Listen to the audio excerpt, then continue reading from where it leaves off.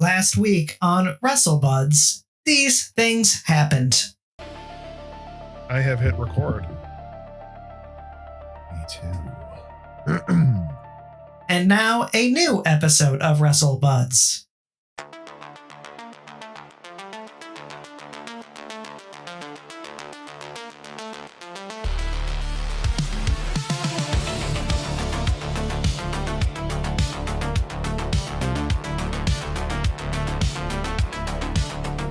Hey friends, welcome to WrestleBuds on the corner of Friendship Avenue and Wrestling Boulevard. I'm Matt Elfring.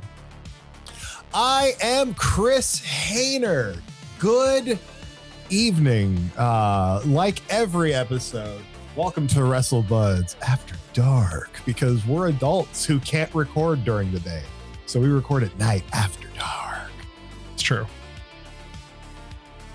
Matt. Yeah. What's going on this week? Well, Matt, you know what? Before we get to it, how you doing, bro? I'm doing great. However, we talked on the phone today for a little bit. We talked about making wrestlers. We talked about wrestlers we've made. We've talked about how, if you go to Patreon and subscribe to the free tier, you'll be able to watch our WrestleBuds Wrestle Federation, the WBWF. Yes. Chris, you want to talk about some of the titles that are going to be on the line in this? All right, Matt. Listen. So WBWF is going to be one of it's on Patreon, so we are using it as an excuse to be as dumb as possible because it's what we like to do. There is, of course, the Tables Championship, which can only be defended in a tables match. Chris, it's an Iron Man tables match. Iron Man tables match. I'm so sorry, Matt. Which other ones have you created? It hasn't been created, but we've discussed it. The Elimination Master Championship, whoever has the most eliminations throughout gauntlet matches and Royal Rumbles. Okay. There's the sorry, go ahead. I the one I came up with today was the totally normal rules match where you can only win by pinfall. You're not allowed outside of the ring. You're not allowed to jump off the turnbuckle, and rope breaks are on. Good luck. I should definitely mute my phone. If you like, think about it like the Ring of Honor Pure Championship, but like for real wrestling, not for that honor club nonsense. And then of course, Matt, you have the are there others besides the big two? There is we've discussed it, the best of the worst, which is the the two wrestlers with the lowest or most amount of losses, or maybe no, it's lowest win percentage, will fight each other to see who is the best of the two worst wrestlers. And Chris, we briefly talked about before we get into the big two, in the lore of My Creator Wrestlers, there's a mantle called King of the RKO. Yes. When you win this tournament every single year, you become King of the RKO, man or woman, and all your moves are RKO. This year, and you have to dress like royalty. That's very important. You lose your gimmick and your moveset immediately. Every year it's been a mantle on a different person. This year, the character is on Hungry Woman Lean Swanson is the character's name. She became King of the RKO. And this year we are going to debut the tournament for the King of the RKO to see who becomes the King of the RKO next. And now I know what you're thinking. What if the current King of the RKO loses and they are no longer the King of the RKO? What happens to them? And we actually had a discussion about this because we weren't sure what to do. Do they retire? Can they only be managers now? Where I settled, and I don't know if we fully even agreed yet. Like, my idea is like, you lose your gimmick. You're legally banned from ever using a cutter again. And you are all the way down to the bottom of the card. You have to work your way back up to anything from jobber status. And let's imagine a scenario in this video series we're doing where King of the RKO loses her title in this tournament. She would go back to her old moveset, which is not great, and would become once again competitive online eater, Hungry Woman Lee Swanson. I'd rather be royalty than a competitive eater. Yeah. And then there's the two bigs, the two big championships. Much like WWE, we clearly don't care about tag team wrestling either. So we have not come up with tag belts, and I don't know that we will. But there are tag teams. There are definitely tag teams. Oh, yeah. We have, of course, the WrestleBuds Championship, the WrestleBuds World Championship, the biggest prize in the WBWF. But then, not to be outdone, I created the WrestleBuds World Champion, in parentheses, Hayner's version, which is a big red belt with my name on it that is also a world title. We have 2 world titles, and I think no tag belts. 3 minor titles, and a mantle. So yeah, so we will be doing if you head over to the Patreon right now and which they should be on. They should be on it because they're watching us. That's true. Well, this part technically could go in the main feed. Yeah. If you go over to Patreon right now, sign up for the free tier, you will see that there are already WrestleBuds Wrestle Federation videos there for you to watch on the free tier. Some of those we will be porting over to YouTube at a point because we want people to find things. We want people to find us however we can. But Patreon is where you will get all of it. And then what's wrestling without major premium live events, Matt? Chris, I was about to say the same thing. We talked earlier. I think there was 2 vaguely put together ideas. One I came up with is in your school instead of in your house, where a WrestleBuds Wrestling Federation goes to your high school, and the main event is the champion versus your principal. Yep. The only way to see the premium live events is fortunately going to be on the paid tier, because look, we're not going to make you sign up for ESPN Unlimited. We're not going to make you sign up for HBO Max and then pay an extra $30. We're not going to do that. We're definitely going to call this tier WrestleBuds Unlimited Plus. Well, it's currently called Wrestle Buddies. Because if you're on that tier, you are our genuine official Wrestle Buddy. Hold on, I'm getting something in my ear right here. I believe. Well, I'll take a little drink. I've got a message to read to you. We're doing a follow up from Dr. Squatch when I wore the deodorant from Stone Cold. I was not nice about it. No, it smelled terrible. I actually went out and left a 1-star review. I am not joking. Are you going to read your review? No, I'm reading a response from Dr. Squatch. What? Okay, well, Matt, you have to read the review so we know what they're replying to. Do you have your review there? It's 1 sentence. Avoid it. It is one of the worst smelling deodorants I've ever had. Hell yeah. This is from Dr. Squatch. Hey, Matt, Joseph here. Hey, Joseph. I'm sorry to hear the Stone Cold Stunner deodorant wasn't to your liking, but don't worry. No, I'd be more than happy to help you make this right. Know that you're covered. Try it.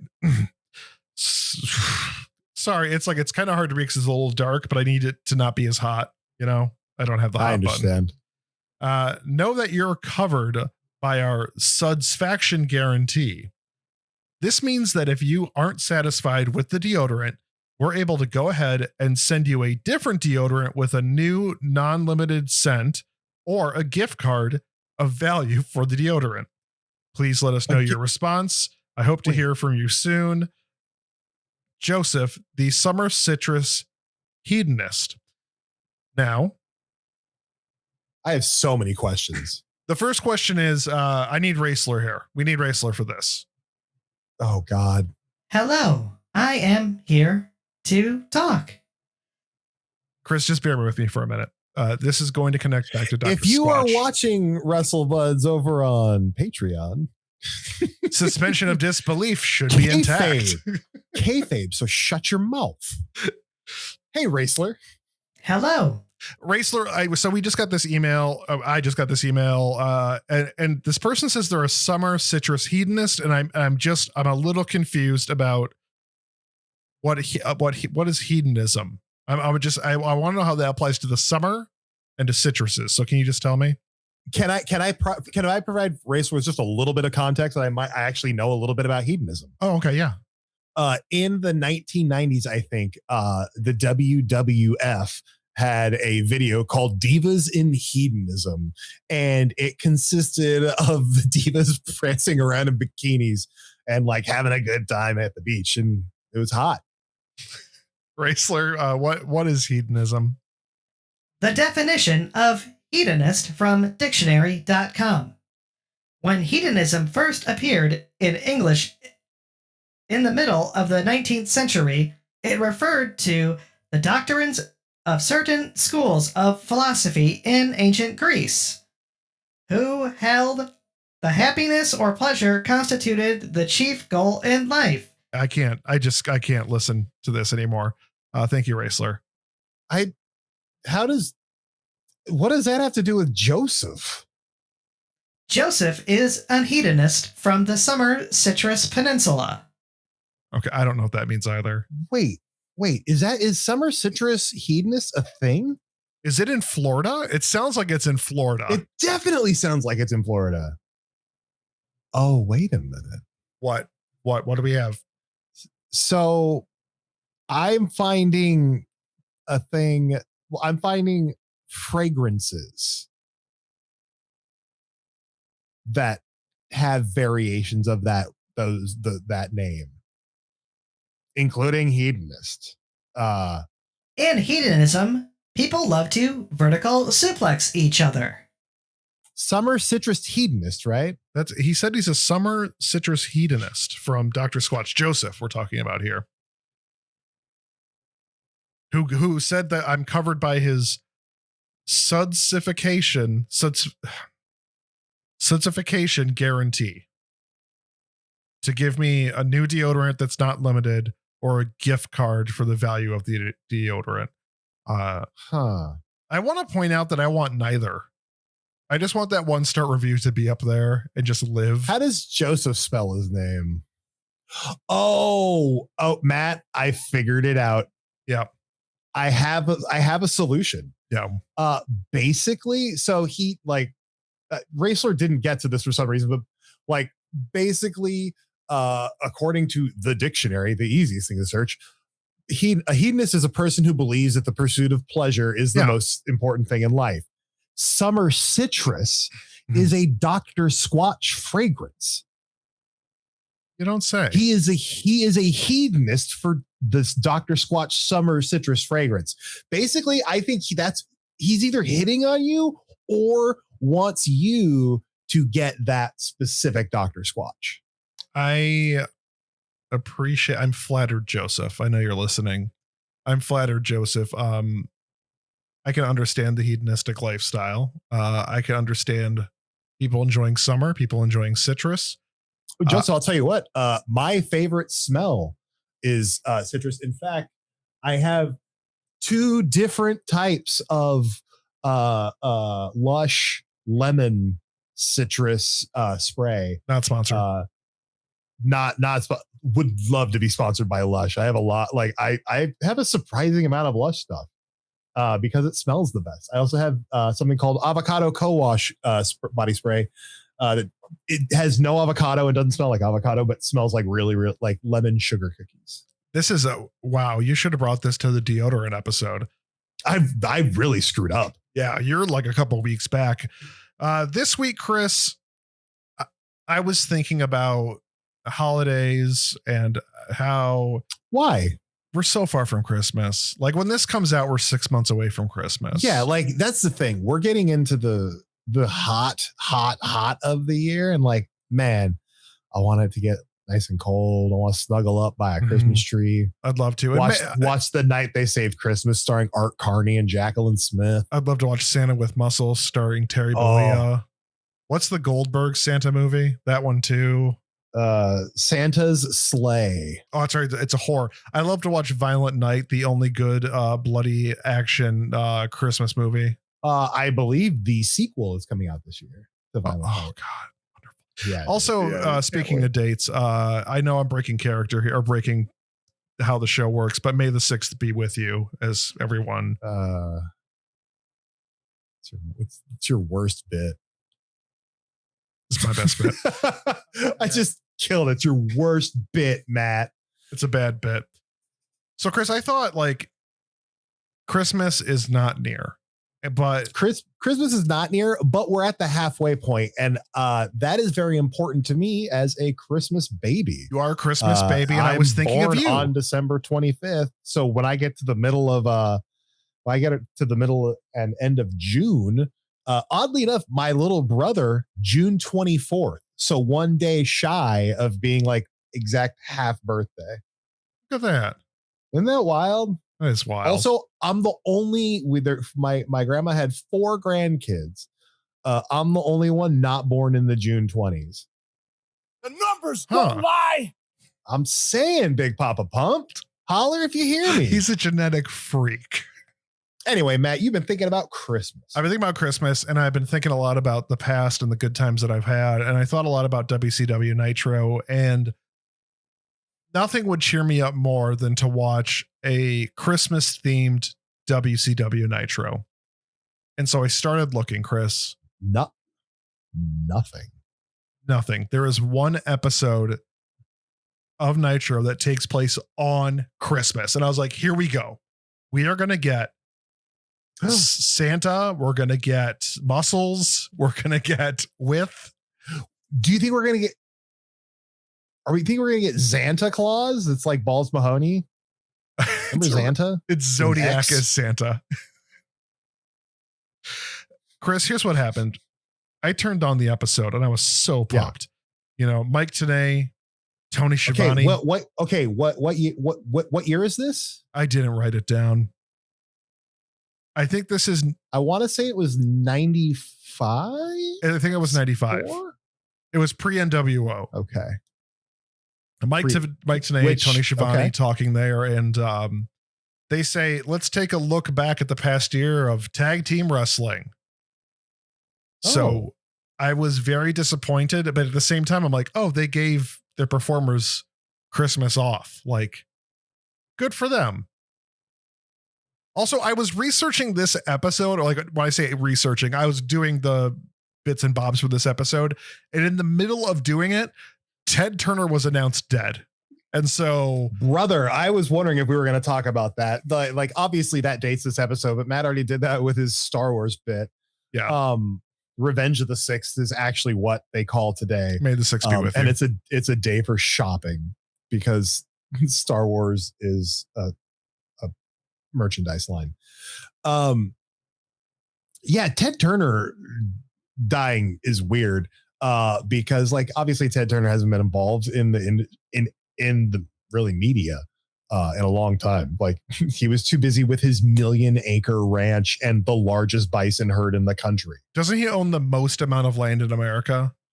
I believe so. I don't know if this is true, but I heard one time, or I heard a few times, like in the 90s, that Ted Turner specifically bought enough land that he could ride his horse from Canada to Mexico without leaving his own property. I hope that's real. Wild. So wild. But I know like in the last however long it's mostly been like philanthropy type stuff and like, you know, being an 80-year-old with billions of dollars. Not being the worst billionaire in the world.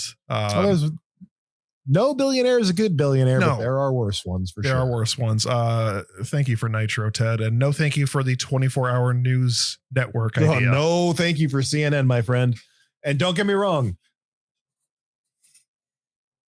I hate the 24-hour news cycle so much. Same. So I figured there's no Christmas wrestling on WCW. And I love WCW. I love wrestling. I figured, okay, let's switch gears. Christmas, huge holiday. Lots of theming around that. What else has theming? 4th of July? No, thank you. There's too much patriotic stuff in wrestling already.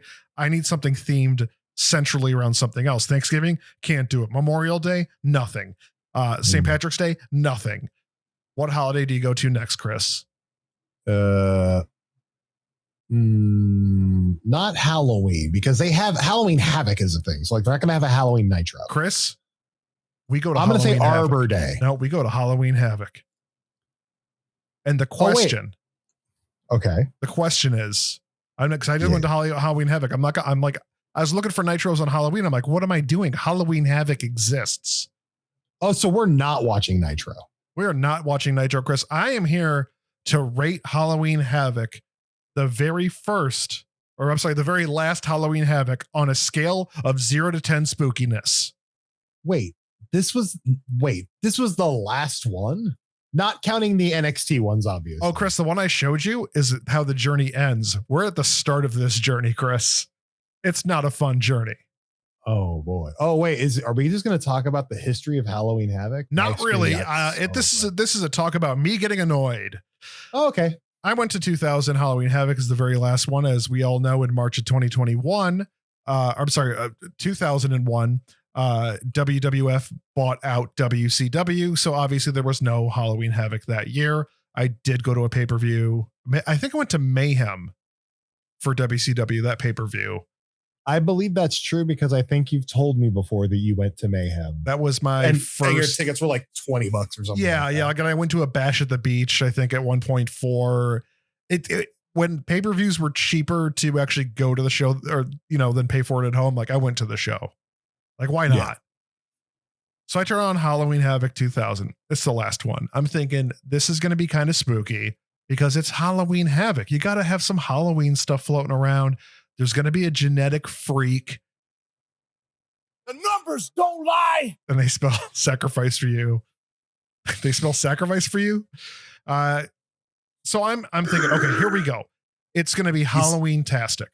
Chris, the first thing I notice, entrance ramp, nothing Halloween Havoc-y. No gravestones, no lightning, no spooky music. I think there was a gravestone. Not in 2000. Oh, not in. Wait, was it just the faux Raw set, or it tried to look like Raw kind of, with just the big video screen? Yep. Oh, so it wasn't even the big WCW that you walked out of. No, this is 2000.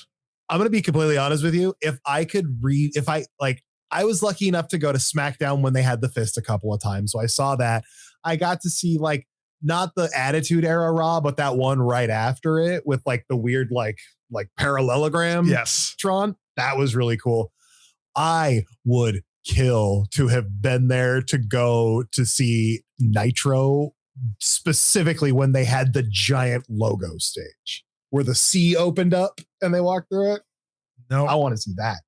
But that's not what we got. We're getting 2000. Sorry, bro.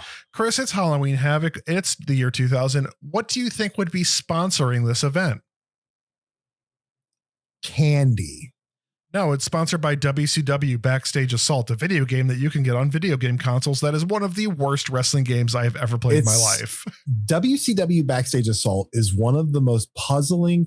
It's weird because I understand the video game developer mindset of how a game like that gets made. I don't understand how anybody who's seen a wrestling match didn't stop them at one point and be like, maybe you should just put a ring in it.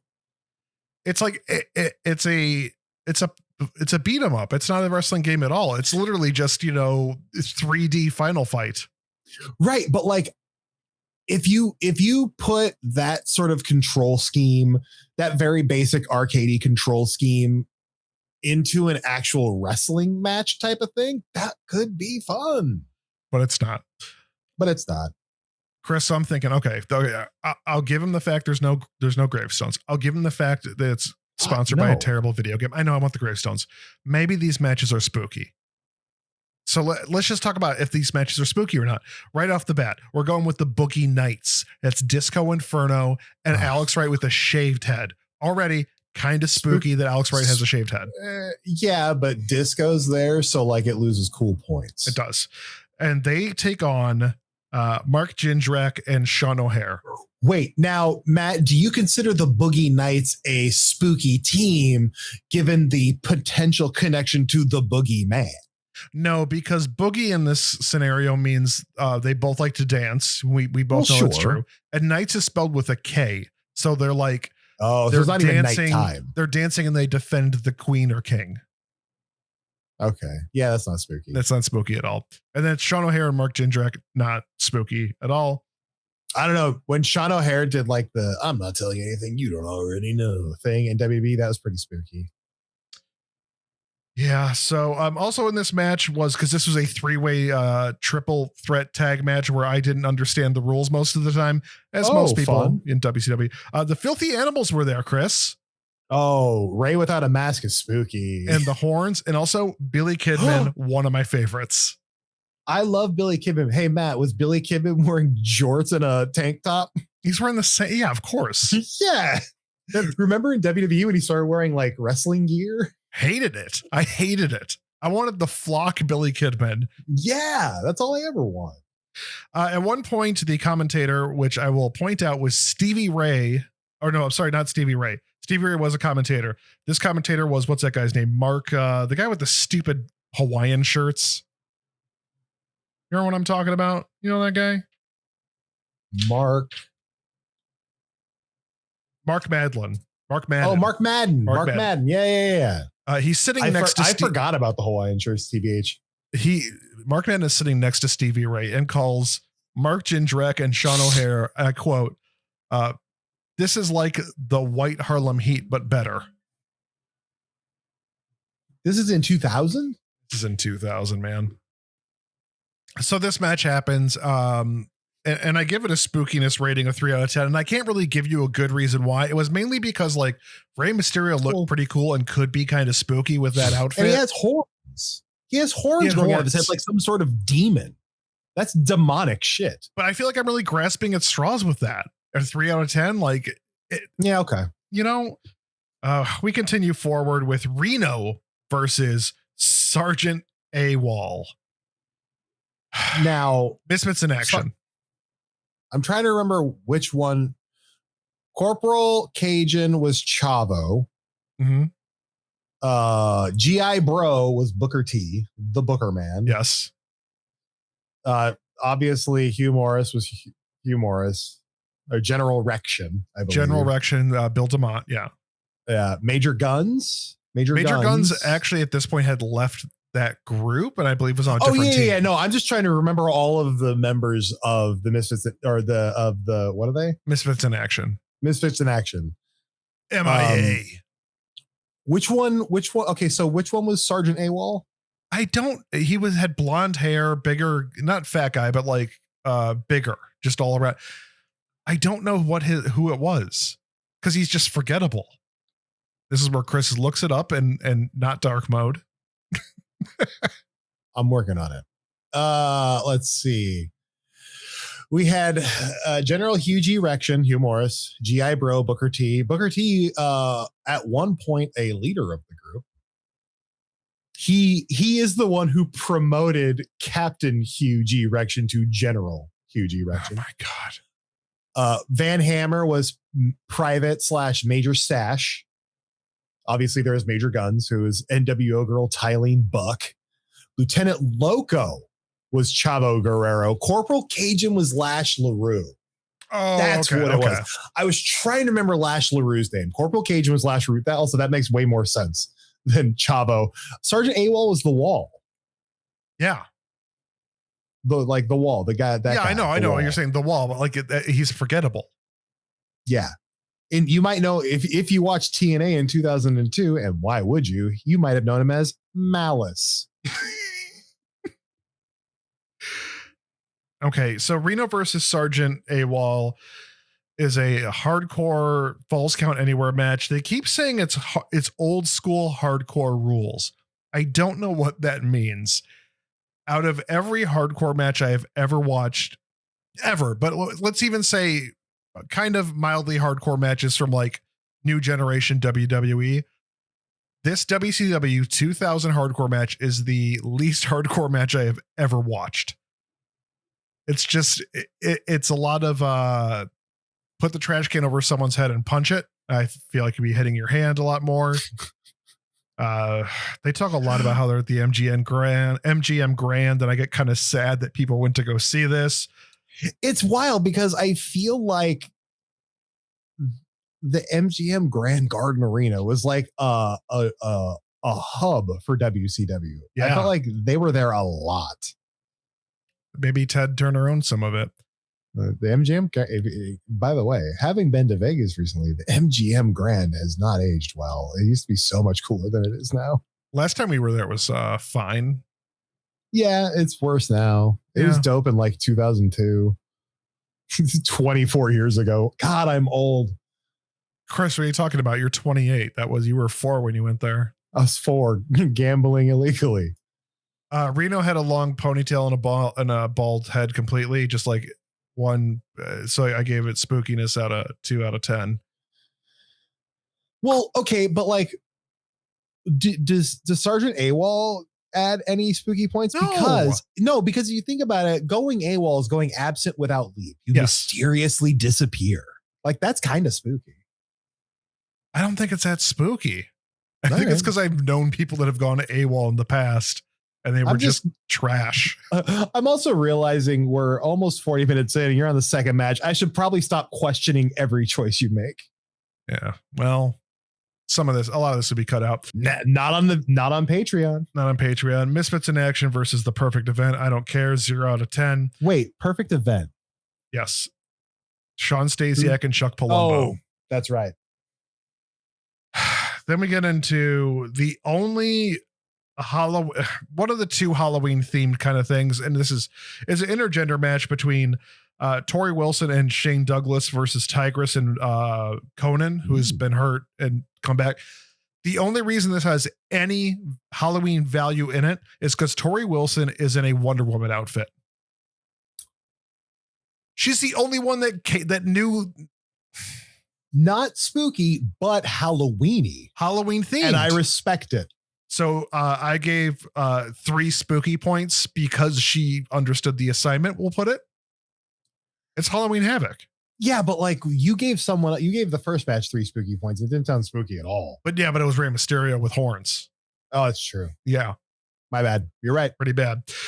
Next up, we go. It is a first blood DNA match with David Flair versus Buff Bagwell to see who had a kid with somebody. David Flair said, "Lost." I'm guessing. What? Lost. I'm guessing. Yeah. If I know anything about a Flair, it's that they love to bleed. Love to bleed. He does. He bleeds so bad. He may have gotten someone pregnant. I didn't follow up on any of this. I don't care. But I believe he was in a relationship. Well, because he was in a real life relationship with Stacy Keibler. Yes. And so I think they were paired together on screen in sort of a paternity situation. But Buff Bagwell might have been the father. So they were going to do a first blood match where David Flair had hired DNA specialist doctors that stood behind him with stethoscopes and white coats so he could get the blood DNA, the blood, and to have the DNA analyze whether or not he's the father. And hard to believe this company went out of business. God, not long it's after. So bad. 0 out of 10 on Spooky because it's bad. What? But Matt, yeah, a lot of blood. So much. That's spooky, dude. Like, come on. 0 out of 10? Yeah. Man, you're a weird / tough grader. Scott Steiner gives a promo. The numbers don't lie. 25 out of 10, spooky. I wrote down A+ promo. He's talking about fighting Booker T, and it's just like he's crazy. Like he's crazy. Like he says genetic freak 40 times, but he's like so good. Yeah. Chris, we go to the Natural Born Thrillers. What's left of them? I'm sorry, Mike Sanders versus Ernest Miller. Here we go, Chris. It's a kickboxing match deciding who's going to be WCW commissioner. So above average Mike Sanders versus Ernest the Cat Miller. Somebody call your mama. Kickboxing match to see who's going to be WCW commissioner. I fast forward and I gave it 4 zeros out of 10. 4 zeros? I hated it. Yeah, then we got to something I was excited about. I'm like, okay, like this person is on the poster for Halloween Havoc 2000. It's a spooky character. Is it Vampiro? It is. It is Mike Awesome. Of course it's Vampiro. Mike Awesome versus Vampiro. Mike Awesome comes out. He's like in that weird boogie era. Like he's disco. Is this the fat chick Thriller? Yes. Mike Awesome. Yeah, it is. Yeah. Yeah. Wrestling. Then Vampiro's music hits, and I'm like, here we go. And then it's a little industrial and kind of gets Marilyn Manson-y, and I'm like, okay. Yeah. Well, that was the era, you know. And then Vampiro came out with his face paint, spooky. Great spooky face paint. But just comes in like a weird corset and like just dressed like Marilyn Manson, essentially. And it took any spookiness away from Vampiro. It's stupid. And I was mad. Chris, I understand I'm not the one giving the grades here, but I look at things through a lens of the culture at the time, and that sort of shock goth rock was all the rage with the youngs. Oh, I know. As a young at the time. Yeah. And that was scary as hell to a lot of people. It was. I'm looking at through the lens of today. Okay. I mean, that's the whole point of this. It's the lens of today. What were things spooky back then? Yeah. We go to Jeff Jarrett versus Sting, and Sting obviously in the crow makeup still, but like the advanced crow makeup where there's some more black lines. Great look. Chris, during this match with Jeff Jarrett, another Sting comes out. Wolfpack now, Sting. when you say Jeff Jarrett, do you mean JEFFJARRETT Jeff Jarrett? No, I mean Slapnuts Jeff Jarrett. Okay. Come on, Slapnuts. Yeah. Actually, this might have been post Slapnuts because we're in 2000, the end of 2000. Matt, he's still in Slapnuts mode. What are you talking about? There's no post Slapnuts. He was Slapnuts in TNA too. Post Slapnuts sounds like a good cereal. Sting fights NWO Wolfpack Sting on the outside. I didn't really care about the match, but yeah, 4 out of 10. Then Scott Steiner fought. Wait, 4 out of 10 for what? Spooky, because it was Sting. Sting. It was 2 Stings. It was 2 Stings. So it was going to be a 2 because it wasn't that spooky, but it was still Sting. But you got 2 Stings, cloning 4. Cloning is a perfect horror like setup. The commentators tried to say like, oh, that's somebody dressed as Sting. I'm like, no, that's a clone or a time traveling Wolfpack Sting. Let's be honest, Matt. Commentators are stupid. By the way, check out WrestleBuds Wrestle Federation for our commentary over on Patreon. Chris, I skipped over Booker T and Scott Steiner because I knew that was actually going to be a match I want to watch, probably, even though it's like end of era WCW. Maybe we can do maybe we'll do like a watch along situation for it or something. Yeah. Like why wouldn't we watch these things together? Chris, then we get to the main event. Yes. 2000. Who do you think is one of the people in the main event? Late 2000 WCW. Scott Steiner. Nope, that was Booker T. They were before the main event. Oh, okay. Big name. Late 2000. Big name. Hugest name. Hogan's gone by this point. Hogan's very gone. Is it Kevin Nash? Chris, it's Goldberg. Oh, okay. Versus, in a handicap match, Chronic. Gross. It was under 4 minutes long, and I gave it 2 out of 10 because Chronic was in the main event, so that was kind of spooky to me. Goldberg won, right? Of course he did. Remember when Chronic came to WWE and had like the worst match against Undertaker and Kane, and then they were fired like the next day? Yeah. Chronic. That's all I remember about them is Chronic. Chris, and I watched all of Halloween Havoc 2000 except for Booker T versus Scott Steiner. I'm like, okay, like this is the end of Halloween Havoc as its incarnation. The beginning of it had to have been spooky. So I went back to 1989, Chris, and I tried to watch Halloween Havoc then. Wait, the first Halloween Havoc was in 1989? 1989. 1989. Did you watch that? Did you watch the whole thing? No. Here's why, Chris. First of all, there's interviews backstage or some things happening, and like there's skulls on the wall, there's cobwebs. So like they're kind of in the spirit of it in a sense, which is kind of cool. Okay. There's some gravestones in between transitional things. The matches aren't scary, but Chris, the main event. Let's talk about this main event. It's a Thunderdome match. Wait. So like it takes place during COVID. It's set in a baseball stadium, and they build a video audience. This is more of Mad Max Thunderdome.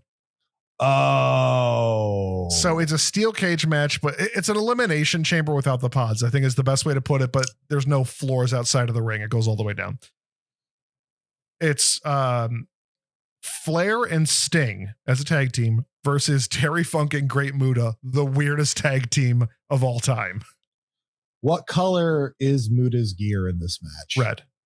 Sorry. Let me tell you about Great Muta. So the Thunderdome comes out and it's got like skulls on it and spider webs and like cardboard. That's so spooky. It is pretty spooky. At one point, it catches on fire, and this is before the match starts. Wait, accidentally or on purpose? Accidentally.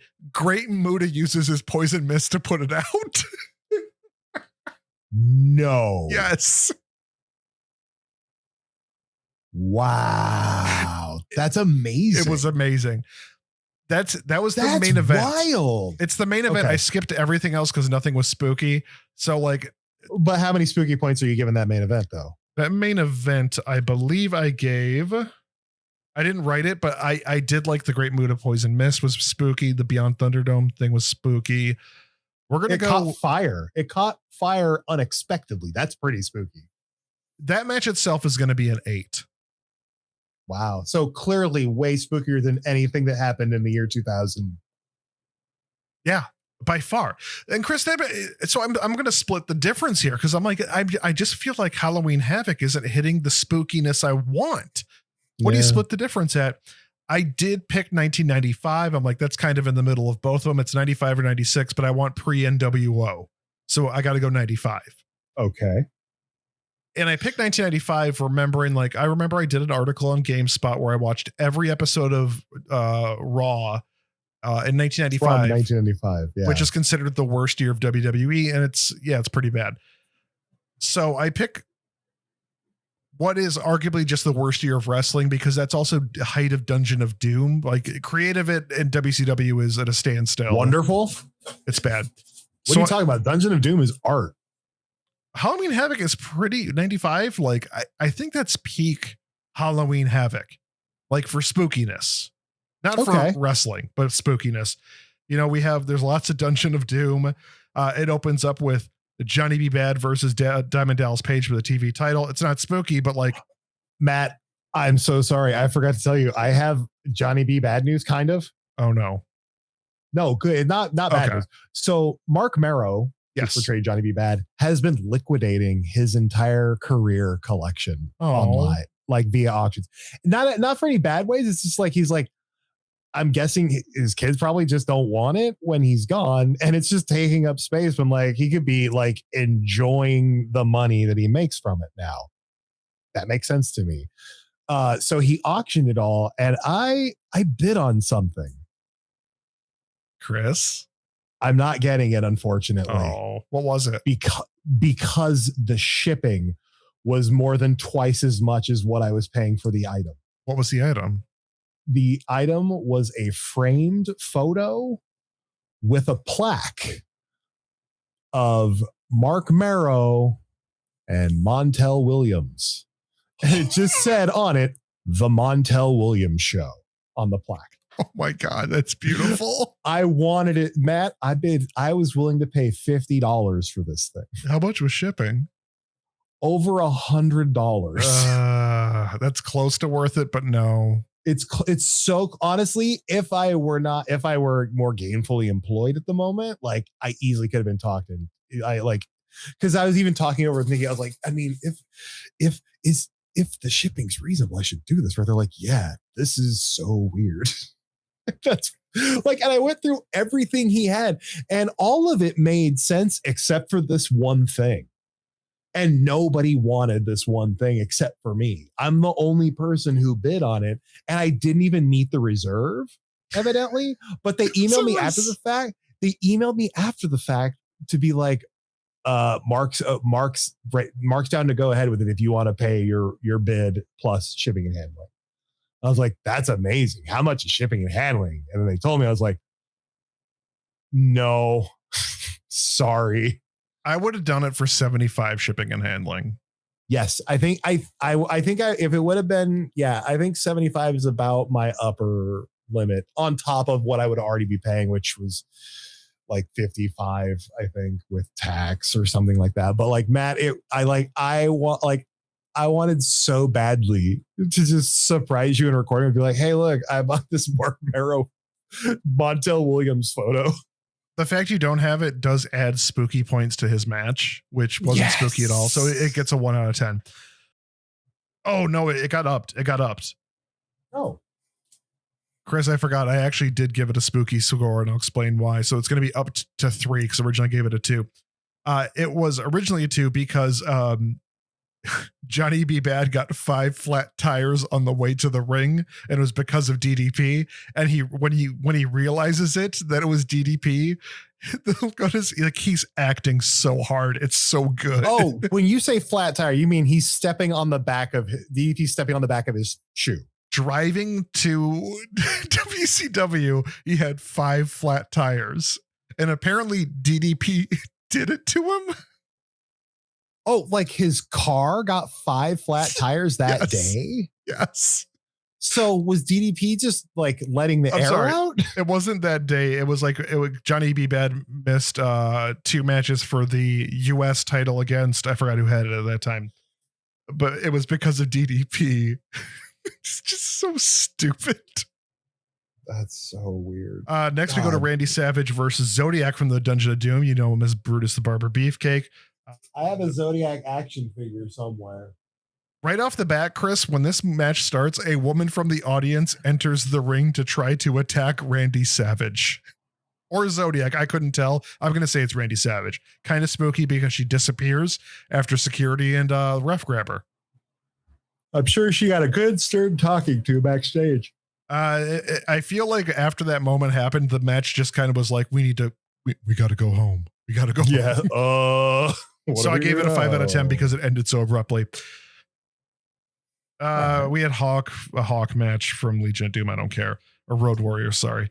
Then we had JL. He was a masked wrestler versus Sabu. Wait, JL or Mr. JL? JL. He was introduced. You know who that is, right? No. It's Jerry Lynn. Oh my God, that makes total sense. Isn't that fun? He went by Mr. JL too at some point. So JL fights Sabu, who has the original Sheik with him. So his uncle. Pumped when that came. Yeah. It's a lot of flips. It's a lot of like dangerous spots that didn't work in WCW. Like it just didn't fit. It was weird. But at the end of the match, after Sabu won, the Sheik blew fire into JL's face. Well, that's not very polite. But I wasn't expecting the fire. 6 out of 10 spooky. Yeah. Okay. Did Sabu do the Arabian whatever facebuster thing where he does the leg drop off the top with the chair under his legs onto his opponent? He did not. No. The atomic Arabian facebuster. No, he did not do that. I love that maneuver because it's just so reckless for everyone. So there's the Master and Taskmaster doing like a promo. Kevin Sullivan is terrible on the mic. Just absolutely awful. Would you believe he's also not great in the ring? He's not. I've watched his matches. He's not. Sorry, Kevin Sullivan. I'll say that it's not the best quality. I still have a soft spot in my heart for Taskmaster and for all of the Dungeon of Doom because same. It's it's what happens when someone is saddled with a bad idea and they're like, well, how are we going to make this work? They don't in the end, but they really try. They did try. They tried so hard. So then, Chris, I had a bunch of things happen in real life and I couldn't finish doing my research, but we did it together. We did, Matt. I didn't watch the rest of the show, but oh boy. There are 2 matches on this card that are so spooky. So they matter so much. The first match is the Giant from Dungeon of Doom, who has at this point in time not had a match in WCW. That's versus Hulk Hogan in a sumo monster truck match on top of a roof. Okay, can I set the stage real quick? Please set it. Imagine Hulk Hogan's face shaved clean. Not even, but not just shaved. It looks as though he reversed puberty and no longer has pores on his chin. It's really creepy. It's weird. And he has abandoned red and yellow. This is before the NWO, but he's dressed out in Hollywood black. He's not called Hollywood. Everything still says Hulkster, but he is clearly he's been through some stuff. And this is, we did off of the show have a little argument, or I was trying to explain to Chris, like, yes, he's in black and it's kind of Hollywood Hogan, but it's babyface Hollywood Hogan. And this is a year. Yeah, dude. It's 8 months before the turn. Yeah. It's weird that it's weird that like the dungeon, like it feels like the Dungeon of Doom would have happened like 30 years before the NWO. So It's wild that it's less than a year. So they have a monster truck match where the giant and Hulk. No. I'm sorry. No. Matt, you are not giving this the due. I apologize. They're on top. Okay. So this pay-per-view, Halloween Havoc, is being held in Detroit, Michigan, atop Cobo Hall, the place I identify as the home of Kiss. Yeah. Cobo Hall, Detroit Rock City, Kiss. On top of that, they've built their version of a sumo ring, and it's a gigantic circle of cones and roadwork signs. Mm-hmm. And we find out at one point, like, random pyro explosions for no apparent reason. But it might do damage to the monster trucks. But it doesn't. It doesn't. And then we are introduced to the concept of this match. The trucks will go head to head, and one will have to push the other, both wheels, outside of the circular ring.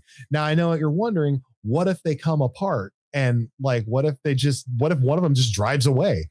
They can't do that, you see, because at the beginning of this, they make a point of noting that the trucks are being welded together. First of all, that's a terrible idea. These are two monster trucks and they weld it for like 3 seconds. That is not going to hold. Clearly, these trucks have been bolted together. Yeah.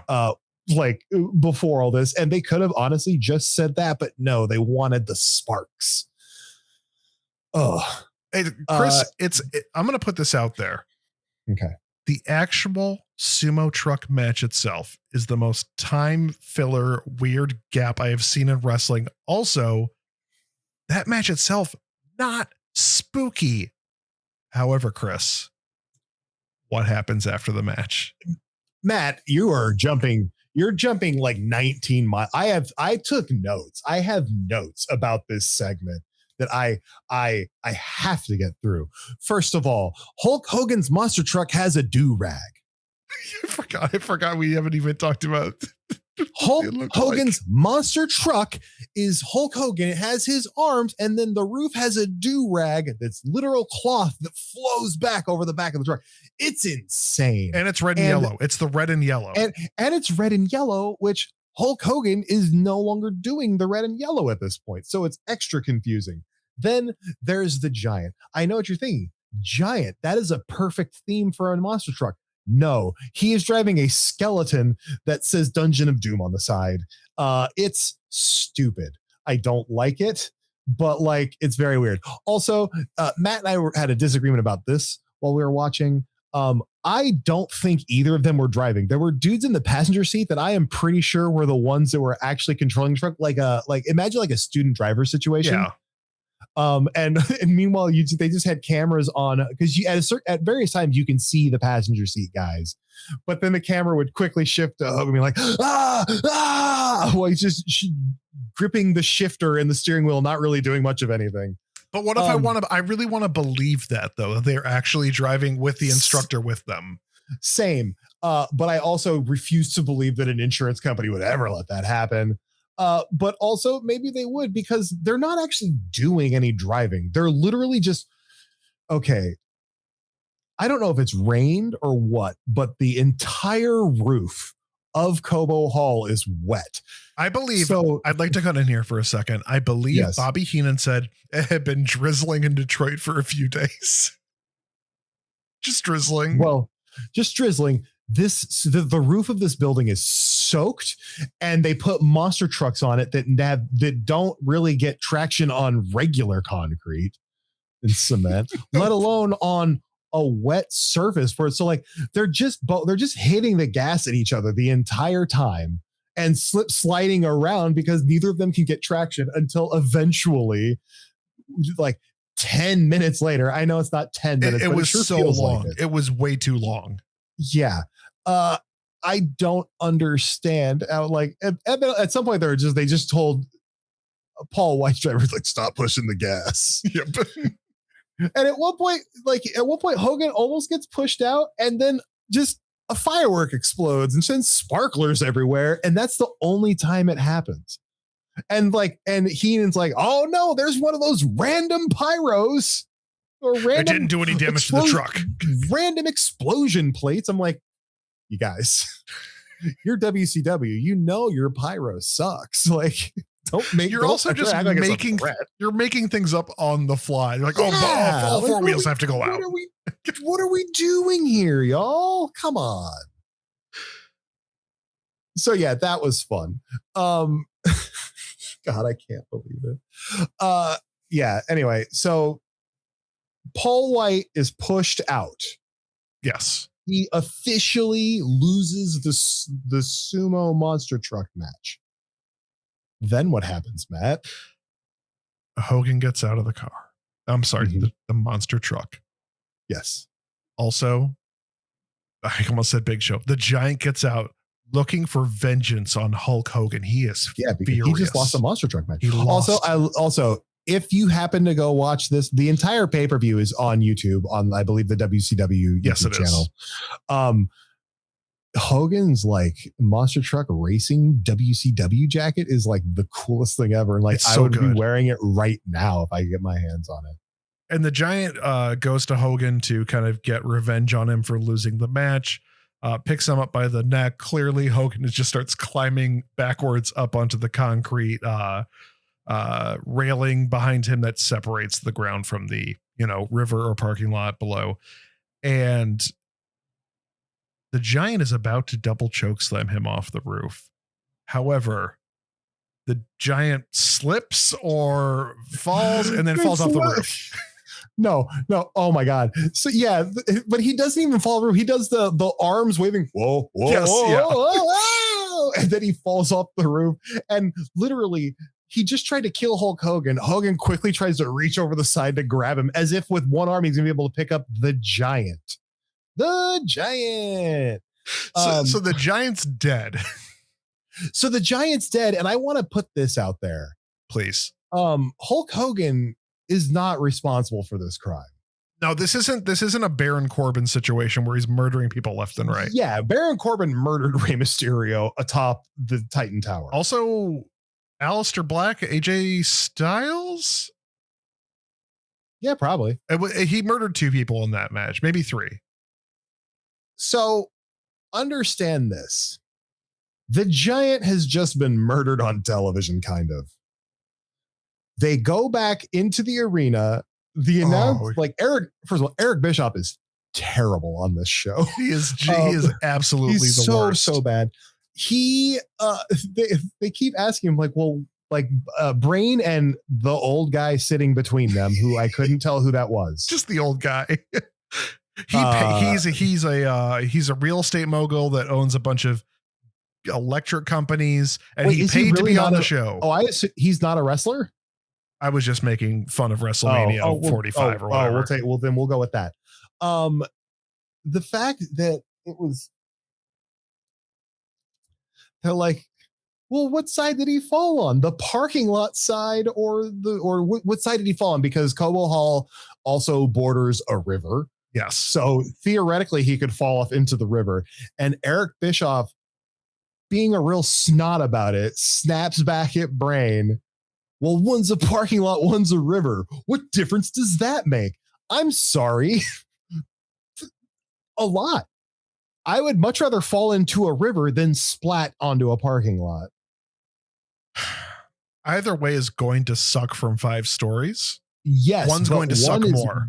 Yeah, one is definitely not possible to survive, I don't think, when you're 7 feet tall, 900 pounds or whatever. You can't teach that. You can't teach that. But I also know they very quickly be like, well, I guess we're being told to go to the next match. A guy just fell off a building. Another match happens. The show must go on. We skip over like 2 matches, and then it's the main event, which is supposed to be the Hogan versus Giant. Yeah. So this is the thing. They were supposed to technically fight twice on this show. Once in a sumo monster truck match for some reason, and then once actually in the ring. Hogan comes to the ring. He seems to think that the Giant died. And he's very chill about it. He seems he seems lax. He also went to the ring. He also went to the ring, I guess, to collect his forfeit victory. I don't know. That's the only thing I can think of. He went to collect his forfeit victory. And then he's just like, well, the Giant fell. And I will say Hogan clarifies the Giant fell to the parking lot side. Yes. He fell off the building into the parking lot. Cue, the Giant just walks out seemingly fine. No explanation. No explanation in his wrestling gear. Well, what happened was, like the bat pole in the 60s Batman show, when you fall off that building onto the parking lot, you actually fall into your wrestling trunks and then just go right to the entrance ring. Or entrance ramp. That's why he seemed so confused. I get it now. How did this happen, brother? Oh God, it was so stupid. Where am I? The match is one of the biggest shenanigan-y nonsense matches. I can't believe that within a year, WCW is cooking, because this was atrocious. Chris, there was so much happening they don't explain. Hogan removes his bandana. The opening of the match has Kevin Sullivan's Taskmaster paint on his head for some reason. At one point, Heenan says something along the lines of maybe it's the curse from Taskmaster or something like that, but it's never. We skipped around that match. Let's be honest, because I didn't care. First of all, given that the first thing Hogan does is take off his bandana, we are staring at his gloriously bald head throughout the match, and holy cow, it's shiny. It's so weird seeing Hogan without the facial hair at all, without any sort of facial hair. It does make him look shockingly younger. Yes. He looks very, very young, which is not something I've ever said about Hulk Hogan. No, even when he was at the height of his popularity, I thought that guy looks old. Yeah. So that's really cool. At one point, Paul White, the Giant, just has Hogan. He's just got him in a bear hug, ragdolling him. You mean Hulk Hogan's original finisher? Yeah, and he's just ragdolling Hogan, and the camera is just has the back of Hogan's head perfectly framed. And I'm like, if I'm Hogan, my creative control says don't shoot my bald head. Come on. The power of the Giant is that it negates your contract with WCW. Well, because theoretically, Hogan by shaving made himself look much younger. But then the moment he takes his bandana off and you see that he just has the hair curtain around the back of his head, all the young is gone now. Mm-hmm. He doesn't look like that anymore. But it's okay because the match is saved Thank God. From its horribleness by arguably the most important single entity in WCW history. I want to say there is things that happen in between that don't matter, but we're just going to say Macho Man Randy Savage, Lex Luger, and somebody else come out. Lex Luger turns on everybody. It's Mouth of the South. Jimmy Hart comes out with Macho and Lex, and then Jimmy immediately grabs the title belt. Yeah, and hits tries to hit Macho with it, but kind of falls down flying across the ring. And then Lex beats the snot out of Macho because now he's a heel. Then Kevin Sullivan shows up, and then Chris. Now we go to the part that matters. Ladies and gentlemen, the Yeti. Violence has never really solved anything. Disagree, Ivory. The Yeti, or the as Yeti, he's known in WCW, the Yeti, who is not a Yeti, but in fact a mummy. Sure. It's so weird. Every time I see the shot of the Yeti, I'm like, that's a mummy. I'm sorry. The Yeti. Yeah. He even walks around the ring doing the mummy walk with his hands out in front of him. And at a certain point, it's okay. It's maybe the most homoerotic thing I've ever seen in wrestling. It is. Giant Paul White has Hogan in a bear hug, he's squeezing him, he's ragdolling him around. The Yeti slowly stumbles up behind Hogan and bear hugs him from the other side. So it's literally a Hulk Hogan sandwich. And they're just all jiggling together back and forth. And I'm like, this is as far as an offensive maneuver goes, this is terrible. This is just bad. But it's hilarious to look at, but it's so weird. WCW was bad. And that's how it ends. And that's how the show ends. Yeah. Jimmy Hart turns heel. The Yeti and Paul White hug Hulk Hogan to death. The Yeti is a mummy. Lex Luger is heel for some reason. Lex Luger and Jimmy Hart. Yeah. Jimmy Hart turned heel. Jimmy Hart orchestrating an attack on Hulk Hogan, his best friend. But it's all undercut by 84 other things happening on the ring. Like Jimmy Hart turning is a huge deal. But again, there's so much other things happening that you're just nothing matters. What am I following? Chaos. Where am I? Wow. Sometimes you hit two buttons at once. Double whammy. We like it. So yeah, that is Matt, do you have a spooky scale rating for that? For that final match? Yeah. That is because of everything happening and me not being able to follow it. That's an 8. Okay. Should I give my spooky rating? Yeah. 8.2. Nice. Because I really like saying the Yeti. Yeti is a great thing to say.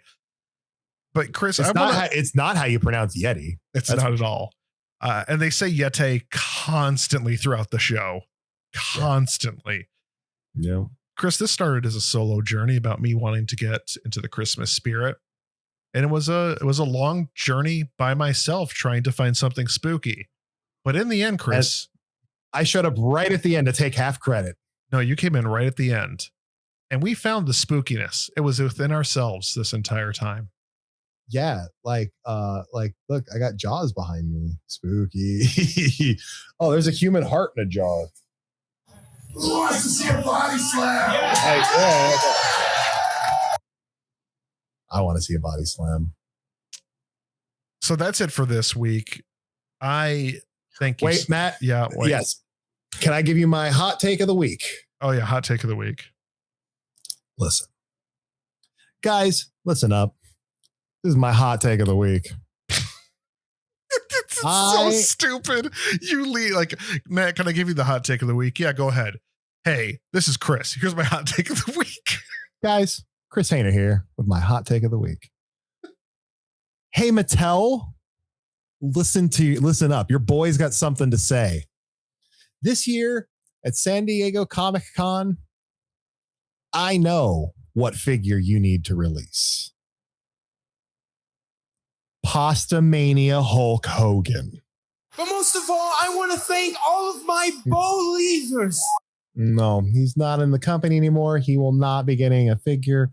Look, you have made every dumbass Hulk Hogan action figure on the planet, and I don't want any of them. I do have Rip from No Holds Barred, which I did want. I'll tell you this, Matt. I had Rip from No Holds Barred because they sent it to me, and I no longer have Rip from No Holds Barred. I think they accidentally sent me to. Mattel, I love you. I'm sorry. I have all of the other things you sent me. I just I don't personally give a care about No Holds Barred. But Pasta Mania Hogan, imagine a swappable hand with a plate of spaghetti with a big meatball on it. Imagine a Hulk Hogan head with the chef's hat and the soft goods Pasta Mania shirt. Come on, Mattel, make it happen. Here's the thing about Mattel. Yeah. They would do that. I have the Slim Jim Macho Man, which is beautiful. Matt, I have Slim Jim Macho Man. He's back here. Oh no, he's right here. There. You can see him. That's Seth Rollins. I'm sorry. He's back here. I keep reading there's a Seth Rollins figure that looks like Slim Jim. That's Chris's hot take of the week. He's in the ring. Hey, everybody. I'm Chris Hayner, and that's my hot take of the week. Mattel, holla at your boy. Hey, if you want to see the video version of this and you want to see the WrestleBuds Wrestle Federation, please check out patreon.com/WrestleBuds. WrestleBuds. Yes. Matt, where can they find you? I don't care anymore. I'm Cool. at Elfring places. Like I do social media, but like I do not do anything worthwhile. Instagram, WrestleBuds. I've been kind of doing some cute marketing there. I'll call it. It's cute. It's fun. It's fun. I like it. Yeah. You got to start collaborating with me so I can reshare though. I'm using the WrestleBuds Instagram account. I'm doing fun things there. The rest of my stuff, like Blue Sky and Instagram, don't bother. It's stupid. Yeah, you can find me over at Haynerland.com. I have nothing I can talk about right now, but some stuff I'm working on. I'll tell you off air. Okay. And we will obviously be back next week talking about something else. But in the meantime, we're going to end this so we can start recording more WrestleBuds Wrestle Federation. Mm-hmm. And you should definitely head over to Patreon right now. It's free, and watch some WrestleBuds Wrestle Federation. And if you want to download those wrestlers. Oh, yeah. If you have WWE 2K26 on PlayStation, Xbox, or Switch 2, search hashtag WrestleBuds. Or hashtag I'm Matt Elfring, even though I think I put. Or hashtag Hayner. Yeah. For mine. But yeah, just hashtag WrestleBuds will bring you everything, including the WrestleBuds World Championship and the WrestleBuds World Championship Hayner's version. Also, the Tables Championship has been uploaded. Oh yeah, I have it. I have it downloaded. It's pretty cool. That's it for this week. We'll see you all next week. Chris, any final words? No. Please clap.